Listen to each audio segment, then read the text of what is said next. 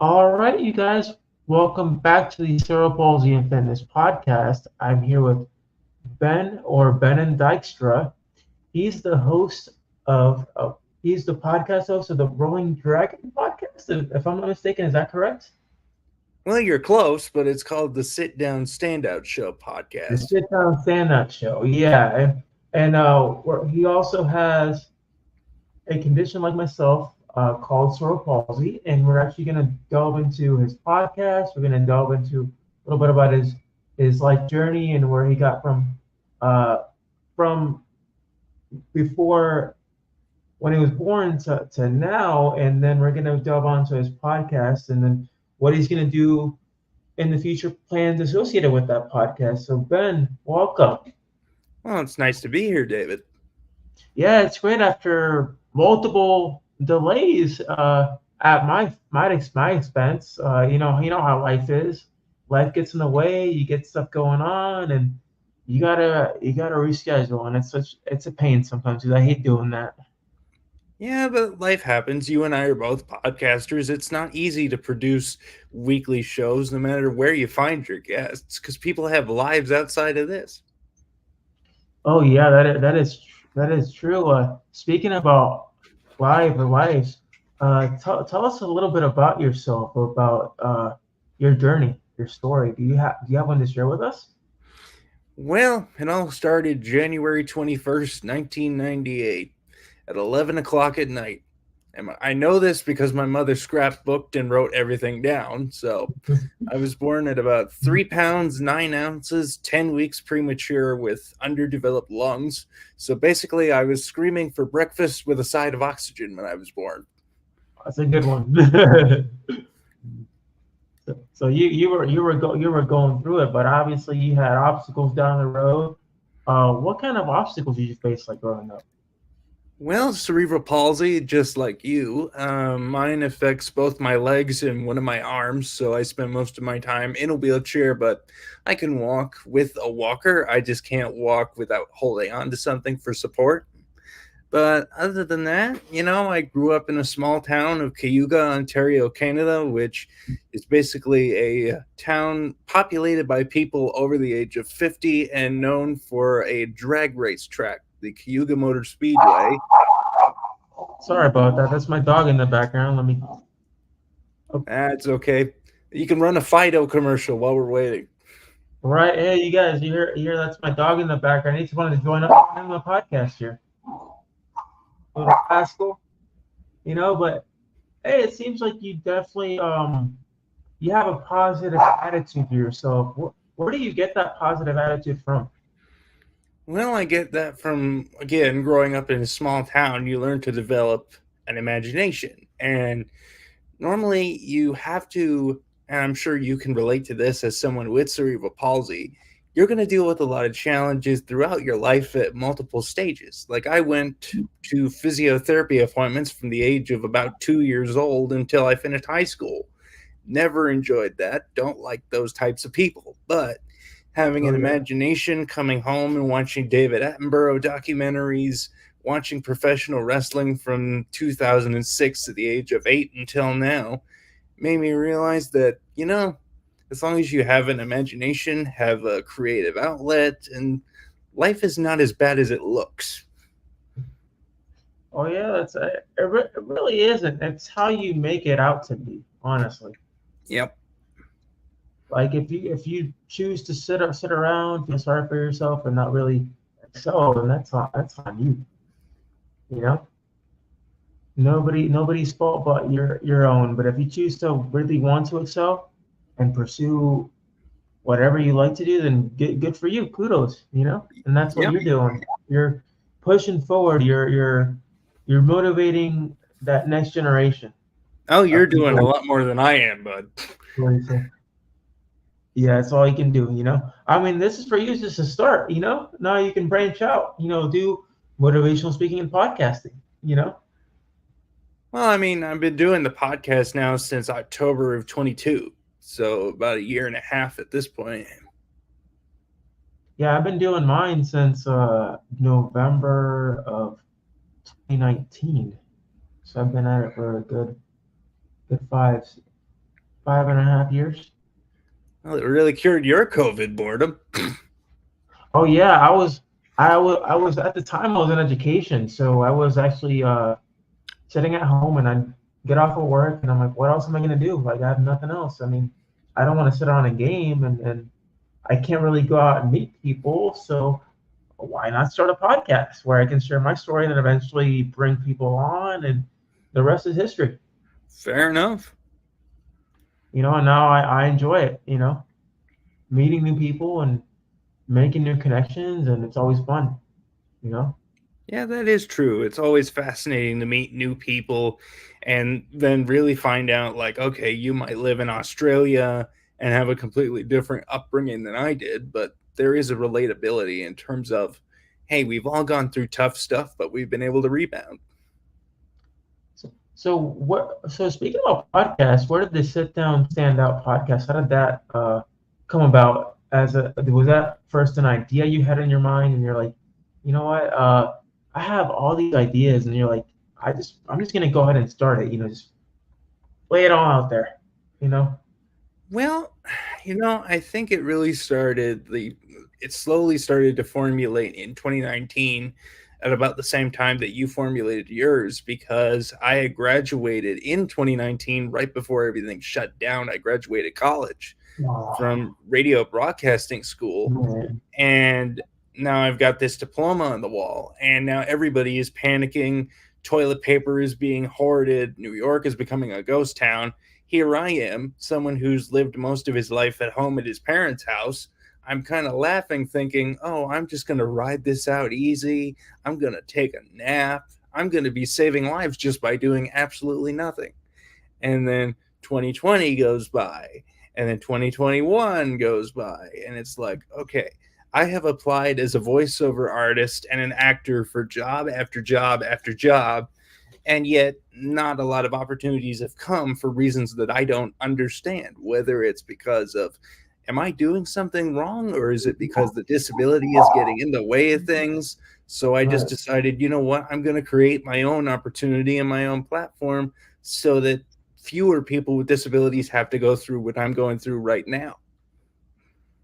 I mean, that's all you can do, and we're also not just speaking, but we're providing entertainment, and that's one of the things that I aim for when I started the podcast back in COVID. Was more keeping people entertained and having people listen to others that have overcome various struggles too, not just my own. Yeah. So for you, going through, building the podcast, dealing with cerebral palsy, what are some things you'd like to do for it in the future? Is that something you'd like to do full time and maybe, take it out on the road or just do completely virtual? Well, I would prefer to stick with completely virtual at the moment just because money is tight. Like, I'm on disability. That's all the money I make, and that is not a lot in whatever country that you're in. And I'm not physically able to drive. My parents are getting up there in age, so it's a little bit Yeah. harder to travel than you would like. But what I would like to do is to monetize, because I'm trying to provide people with informal stuff, and we may talk about some dark stuff in episodes.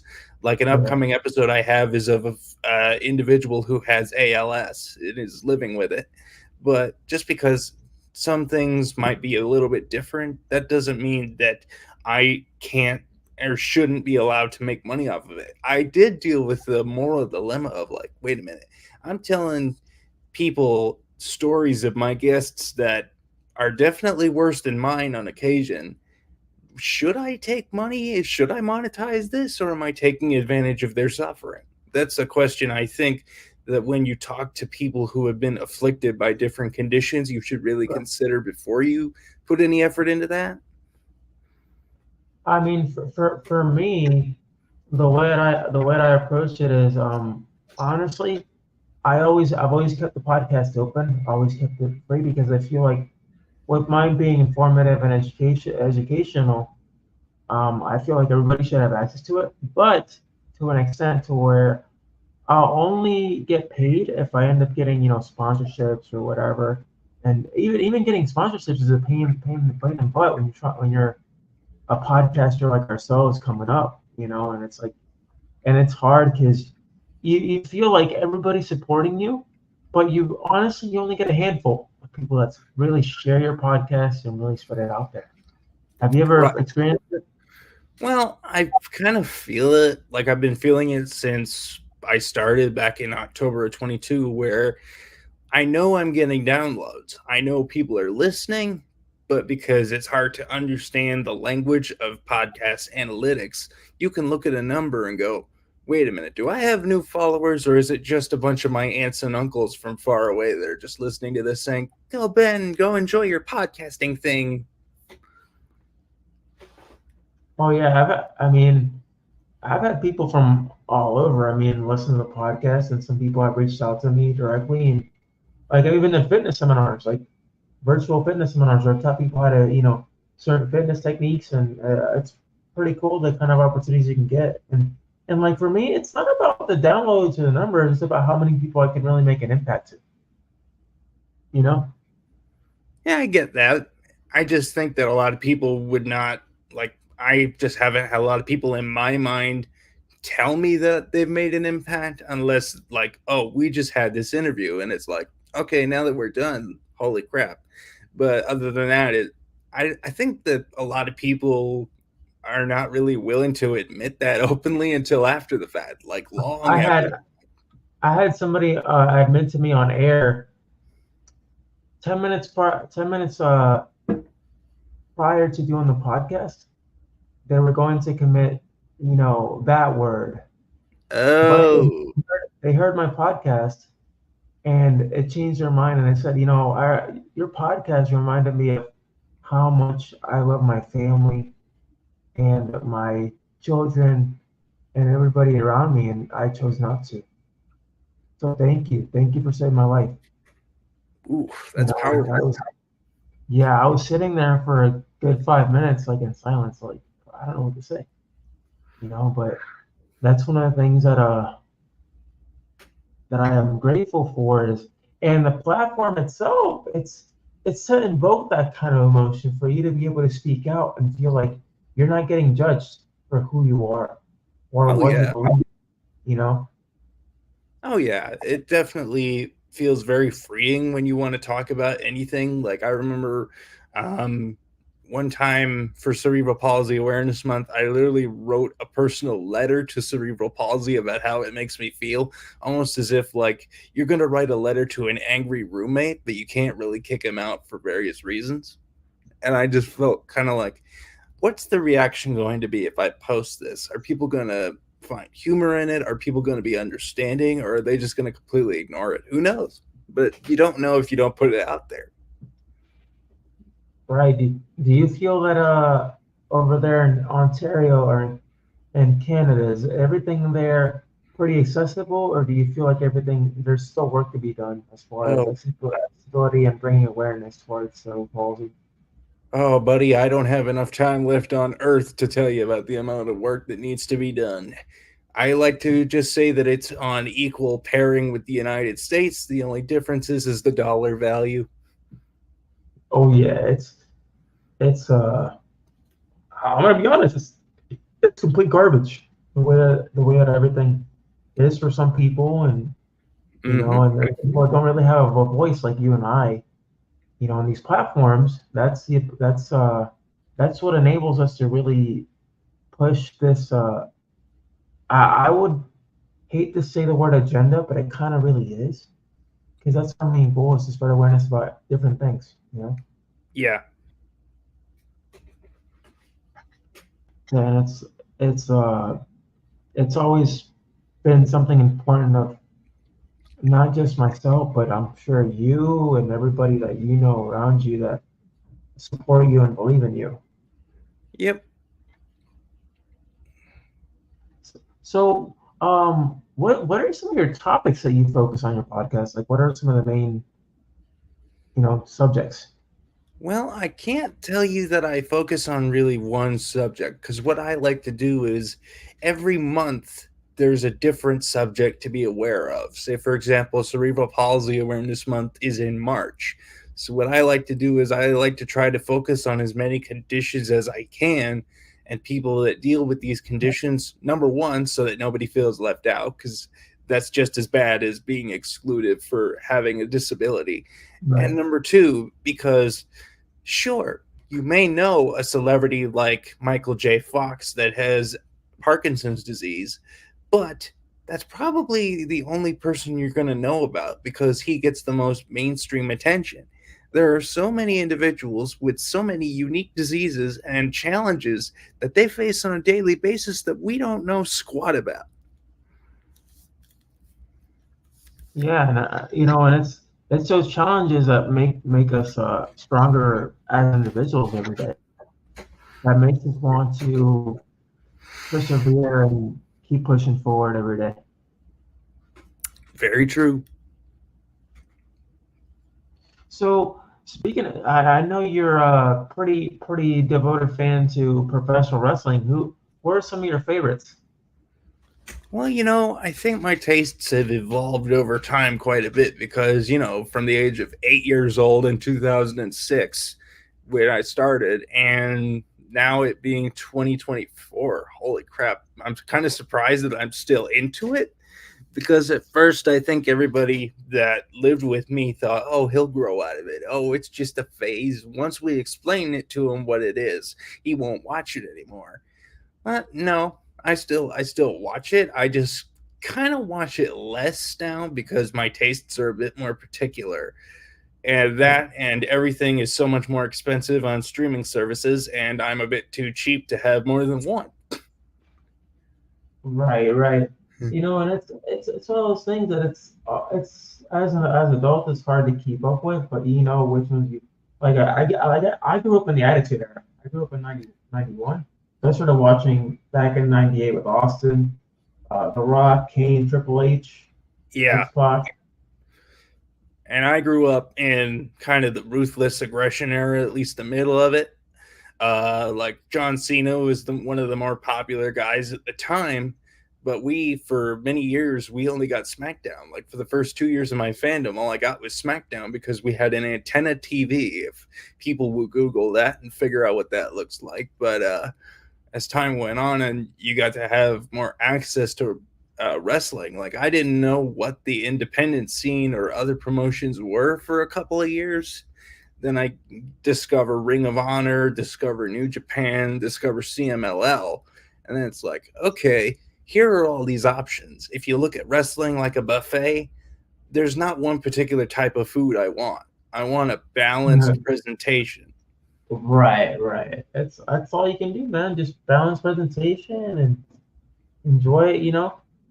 Yeah, I think that's why I have like periods where it's like I will for fandom, I will kind of hop from promotion to promotion. Like I went from WWE from 2006 till 2009. Then I jumped to well, it's not like I stopped watching it. Your focus is more on more than one and you keep up with what's going on. So it was like 2006 to 2009, then TNA from 2009 to 2014, and then Ring of Honor to 2000 from 2016 until about 2021, and then All Elite Wrestling. Yeah, I had a friend of mine who used to be a man. Used to be well, he has autism, but he was a wrestling manager, and Okay. he told me a story about he knew New Jack like personally, and Oh, he'd seen New Jack, and he said New Jack was one twisted individual, and then he would tell me about the mass transit incident. I don't know if you've seen that, but I it have. is disgusting. It is gruesome. I was watching it over again, and I'm like, how did Paul Heyman and ECW get away with this? It was the different time. Like it's crazy. Yeah. Like they got lucky. They got really lucky, but I Yeah. mean, and I don't think New Jack knew like he kind of blurred reality and imagination in that match because I think he blacked out. when that happened. I don't think he had no sense of Well, control. I mean, if you watch the Dark Side of the Ring documentary with him in it, and he discusses it, he was probably a bit coked out of his mind at the time. And then it was also a combination of New Jack, Jerome Young, or whatever you want to call him, was going to do his own thing anyway, and who was going to Yeah, stop him? yeah, yeah. I mean, and the sad part was the dad of the wrestler that was hurt was Eric yelling, Gulofs. he's 17, he's 17, he's not of age. But I gotta give credit to no Devon was talking about it too. Devon shared, his experience with it. He said he hid under the ring just because he don't want to be like in the middle of the mess. And he was like, he didn't know Yeah, whether he was in the mess or not. well, because back then you could get away, like, there were fewer times crazy fans got arrested. You could get away with kind of being a part of a riot. Yeah, yeah, like Not so who much knew that could anymore. happen? Not so much anymore. They've got top-notch security, and besides, if you are dumb enough to jump the guardrail at a wrestling event and it's not a part of the show, Yeah, wrestlers expect have to the get right hit. to beat you up. They have the right to hit you and hit you good. Knock you upside the head for a little bit. Yeah. Man, so what are some of your goals of the podcast? Where do you want to take it the next few years? Like, what's the what's the agenda for it? Well, I'll be honest with you, I don't think that far ahead because to me that's just adding unnecessary pressure. And for me, the important thing right now is just keep doing it because I tend to get into something and then when I don't get the results I want, I tend to give up. But this one, because I've had such an interesting experience interviewing so many different people from so many different places, Belgium, Australia, Canada, the United States, the United Kingdom, to me, it doesn't get boring like a regular 9 to 5 job. So as long as it stays interesting and I'm a multi passionate person, I want to work in the wrestling business. I want to do voiceover acting, audiobook narration. As long as I'm still able to put in an effort to do all that I want to do, then I'll keep going.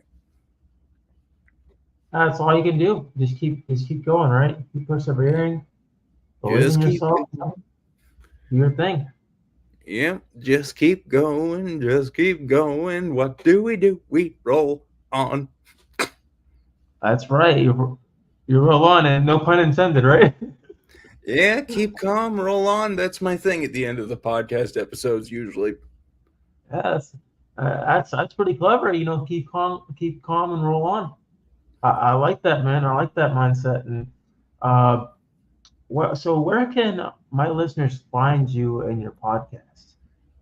Well, you can find me on our Rolling Dragon Media Facebook page. You can find me at underscore Rolling Dragon on Instagram, Ben Dykstra on Facebook. Just be advised, I'm a bit more stringent on that one because it's my personal account versus the business account. You could check out our website at www.rollingdragonmedia.com. And that's where all of our episodes are featured. We're also on Spotify, Apple Podcasts, and iHeartRadio. And those are just the major platforms that haven't disappeared. Like I remember getting a couple of ads like Stitcher's going away and this one's going Oh away. yeah, So yeah. I think it's crazy how these smaller platforms are going away when most everybody uses them.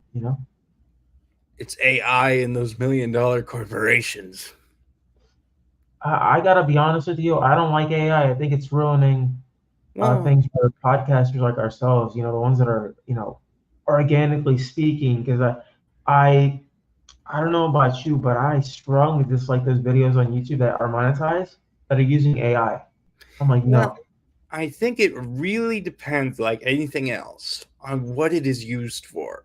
Like, for example, it would be awesome to have an AI robot, whatever, kind of replace a dead actor because it's fun to hear the voice of Christopher Lee from Lord of the Rings again.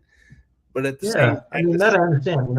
at the same time, you also don't want too much AI, because then it's a matter of, okay, it'll be like the Wall-E movie. We'll get so fat and lazy that nothing will get done. Right. And I guess my dog had something to say too. So welcome to the podcast there, Knightro. What are you doing? What are you doing, buddy? You see something outside. He's failing in the Nielsen ratings like the old school Knightro. Yeah, he's a little rascal. Rascal. I get it. I know. It's a podcast. Yeah. So thank you for being on, man. You're welcome. And if you guys want to find this podcast, it'll be on iTunes, Spotify, and of course, my dog has something to say too. So thank you, Knightro, for appearing. And until next time, guys. Have a good one.